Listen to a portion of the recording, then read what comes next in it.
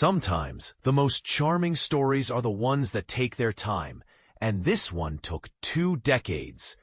The Ballad of Wallis Island, directed by James Griffiths and co-written by Tim Key and Tom Basden, is a gentle, distinctly British comedy that feels both nostalgic and refreshingly original. Clocking in at 100 minutes and rated PG, it's currently screening in select cinemas and offers a quiet but memorable cinematic experience. Reviewed by Jake Wilson, stars. At its heart, this film thrives on what's often called comedy of irritation, a style that relies less on punchlines and more on the awkward, fumbling personality of its protagonist.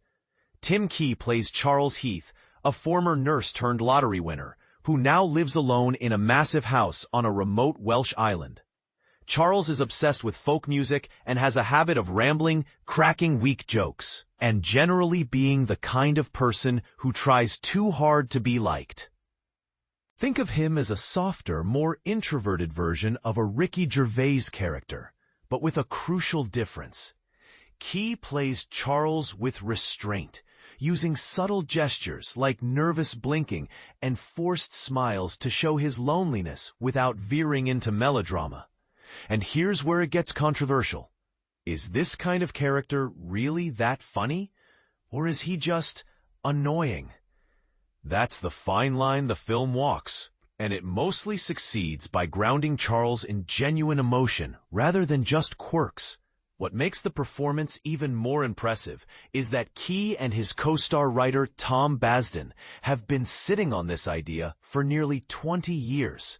The script began life as a short film back in 2007, also directed by Griffiths. So while the story might feel familiar, especially to fans of odd couple comedies, it's had plenty of time to simmer and develop into something more thoughtful. In fact, if you didn't know the timeline, you might think they borrowed from more recent films like The Unbearable Weight of Massive Talent, where Pedro Pascal becomes obsessed with Nicolas Cage. But no, this premise came first, and it's all about obsession, admiration, and the lengths people go to for the things they love. Here's how it unfolds. After losing his wife, Charles uses his lottery winnings to buy an enormous house on a remote island. He lives there mostly alone, seemingly by choice, until guests arrive, at which point his desperate need for company becomes obvious. The first visitor is McGwyer, played by Basden, a middle-aged folk rock musician who used to perform in a duo with his ex-girlfriend, Nell Mortimer, Carey Mulligan. They haven't spoken in nearly 10 years after a painful breakup. Charles hatches a dream that many music lovers might secretly share. What if he could use his money to bring together his favorite band for one private concert, for him alone? This setup could have easily gone dark or satirical. Imagine Herb and Nell rehashing old wounds, while Charles, clueless and well-meaning, makes everything worse. But instead, the film chooses a gentler route. It leans into the beauty of the Welsh countryside, keeps the tone light, and reminds us that deep down, everyone involved is basically decent.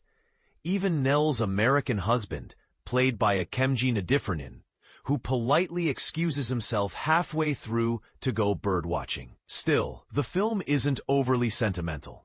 While Charles clearly means well, we're never asked to believe he's wise or particularly insightful.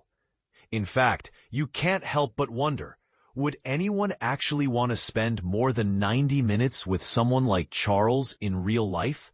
That's the part most people miss. The Ballad of Wallis Island isn't just about quirky characters or scenic backdrops. It's about loneliness, connection, and the sometimes awkward ways we try to reach out to others. It's a quiet film, yes, but not a small one. So here's a question for you. Do you prefer comedies that make you laugh out loud, or ones that make you smile quietly and think twice about the people around you? And would you really pay to watch your favorite band play for just one person? Or would that feel a little too strange, even for you? Let us know in the comments.